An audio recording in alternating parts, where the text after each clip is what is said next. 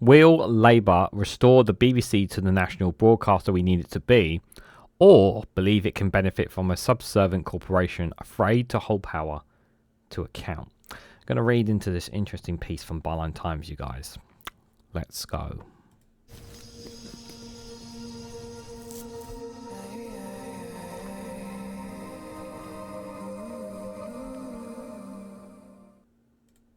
Good morning, good afternoon, good evening, wherever you are in the world. This is Reganelite here with an article from Byline Times with a headline that will Labour restore the BBC to the national broadcaster that we need it to be, or believe it can benefit from a subservient corporation afraid to hold power to account. Starmer's government has an opportunity to reverse years of Conservative attacks on impartiality and independence. Our democracy requires it to act beyond narrow party interests, former BBC producer and journalist Patrick Howse has written here.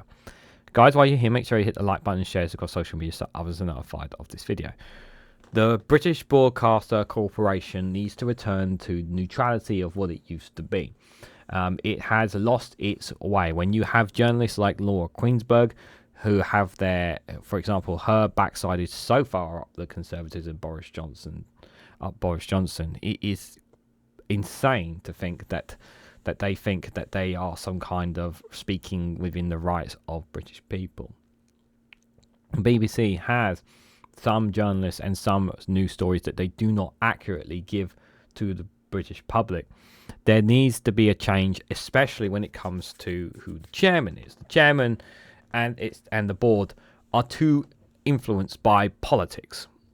They need to get rid of the current chairman, and what they need to do is have an independent body, independent of the governments, independent of parliament, independent of politics, to decide the board itself, the chairman itself. It should be perhaps even maybe even going as far as perhaps even the Lords to make that decision, rather than a government making the choice of who the BBC chairman would be, because it has to be someone neutral. It cannot be somebody who has any kind of history or connection to political parties. It has to be someone within media and broadcast that will put the BBC in the right direction. And this is more in particular, obviously, with news and politics. When it comes to anything else, entertainment, all that, music, art and culture, that is subversive. You can make your decisions about that. But this is more about, the news, how they report the news, how they portray the news. And when they bring on analysis and journalists to speak about them and the questions that they put to politicians, how fair and how biased and unbiased is it, the questions that they put to them. Now, Channel 4 are the absolute best when it comes to this. Now, in my opinion, in the UK, when it comes to national broadcasters, I think Sky News does a very good job at times as well, although they do have their flaws as well. ITV does a fairly decent job every now and then, but they're questionable. And BBC are also the same lines on that, and they are the national broadcaster. They are the state-owned, the British Broadcasting Corporation. And you don't count GB News as a proper news outlet. It's just a lot of it is just a lot of it you just cannot take seriously. There are some good bits from GB News, but the majority of it is just designed to warp your mind, if I'm honest. But let's read what Patrick Howse has had to say, a former BBC chairman himself. So, Labour's landslide victory in July's general election has posed some difficult issues for the BBC. Reeling from it is a very poor record of holding power to account over the past 14 years of Conservative rule. Keir Starmer's government will also have to tackle some difficult issues concerning the corporation's long-term future and funding. So one of the biggest problems is that the BBC licence has been one of the biggest headaches. A lot of people are fed up of paying for a licence fee that essentially that they should not have to pay for because they don't use the BBC. So there's been an argument about switching it to a subscription of some sort, or perhaps even bringing in advertisement. One of the two needs to change about that, because this format is not fair. It's not right that people should pay for a BBC license fee and if against their will, because everyone has to have a TV in their home, and everyone has to pay a TV license if they have it. You can't not have the BBC, and it's kind of BS, if I'm honest. The BBC has spent the past decade and a half cowering in the importance of fear of Conservative governments that have used squeeze funding and existential threats to keep you docile. Its leadership under Director General Lord Tony Hall and now Tim Davie choose a path of appeasement, desperate to avoid any boat rocking incidents and pathology keen to avoid upsetting the ruling party. This has left the BBC in a difficult position during a tricky transition period. They're showing it to be unsure of itself and its journalistic role. It remains vulnerable to the continuing influence of the Tory true believers and fellow travellers appointed to key positions within the structure who are still in place. And this is the problem. As long as there are people who have connections to politics from parties, that is problematic for us. The thing is, the difference between the BBC and other media outlets is because this is state-run. We're talking about, private media companies. Unfortunately, they still have they need Ofcom to regulate them better. But we're talking about the state one. This is one owned by the government. So to me, this needs to be more impartial than ever. This has already resulted in a default position of largely following the agenda set by the UK predominantly right-wing press. Some of the BBC's editorial leaders do this through conviction. Others do this because they are too frightened to do anything but follow the tabloid crowd. The most prominent agent of direct Conservative influence was and still is Sir Robbie Gibb. The Tory Prime Minister Theresa May's former Director of Communications in Downing Street was appointed to a key position on the BBC's board with responsibility for enforcing impartiality. That's not impartiality. I don't care how good that person is. That's not impartiality. Previously, a programme editor at Newsnight and Daily Politics, he played an important role internally in promoting the Brexit agenda. I have written in these pages previously about other senior figures who helped drive that agenda and later helped gloss over the failings of Boris Johnson's government and its misdeeds during the pandemic. Some of those have moved on, but several, including Gibb, are still extending a malign influence. Perhaps the person who plays the biggest on-screen role in this was Laura Queensberg, whose tenure as the BBC's political editor, and I have consistently argued, was a disaster for the BBC and the country. Too close to power, she sacrificed basic journalistic principles in order to gain access to the then Prime Minister and the figures around him. Queensberg's rebuttal of the story about Dominic Cummings' trip to Barnard Castle to test his eyesight during the coronavirus crisis, the refusal to cover Johnson's affair with businesswoman Jennifer Arkery, despite a clear public interest in doing so, and her reluctance to hold his government to account over the VIP procurement lane for obtaining PPE, were all prominent and damning failures of BBC journalism. Since being moved from her role in 2022, Queensberg has hosted an MPOLA's political chat show, which I think is safe to say has done little to rescue her reputation. But one small telling example of the programme's tone occurred when the journalist was recently interviewing Liberal Democrat leader Ed Davie on Sunday afternoon after the election. In her introduction to the conversation, she highlighted the party's success in winning 72 seats, but couldn't help sneering congratulations, I suppose, and it came across as grudgingly and suggested bias. Yes, everyone, I remember talking about that and when it happened as well. And I absolutely remember that clip. It was like, how bloody dare you make such a snide at Liberal Democrats' victory? It was just so insulting. You can't have someone like that in the BBC. She should have gone a long time ago. And then in September and early October, Queensberg and the BBC relentlessly promoted her forthcoming interview with Boris Johnson, who was to be given an opportunity to promote his memoirs in a primetime slot on BBC One. Queensberg cancelled the interview after she revealed she had sent John her pre-interview briefing notes by mistake. The exact nature and mechanism of this mistake has not been explained, but it's more of an embarrassment as it stands as a powerful symbol of the BBC and Queensberg's abject failure to hold Boris Johnson to account. There was not going to be any accountability. It was going to be an easy ride for Queensberg, for Queensberg and Boris Johnson. It was going to be, she's just going to blabber on and dodge all the difficult questions. We know that that's what it was going to be. BBC now has the problem of adjusting to a fear-based control wielded by the Conservatives to handling and covering a Labour government.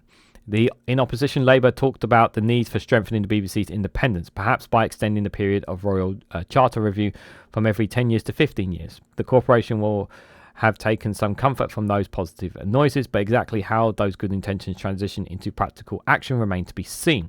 The Charter is up for renewal in 2027, and in a mid-term review that is set to be conducted that will focus on governance and regulatory arrangements.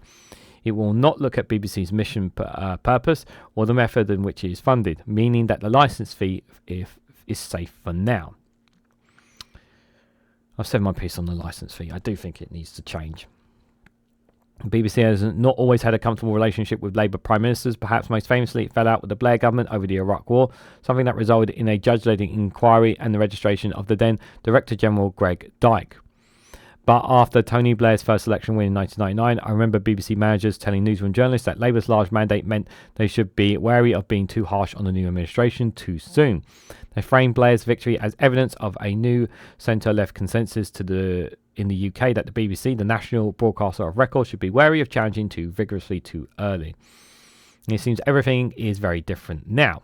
Closely following the agenda set by Britain's right-wing newspapers, there's been no slack cut for Starmer or his ministers over issues such as gifts, the cutting of winter fuel allowance, the former Downing Street Chief of Staff Sue Gray's pay. Most of this has been fair enough. We need our governments of whatever strikes to be held to account and to justify their actions. But given the government only took office in July, some of this coverage has contrasted starkly with BBC's failure to treat some of the tenures of Boris Johnson, Liz Truss and Rishi Sunak in the same manner.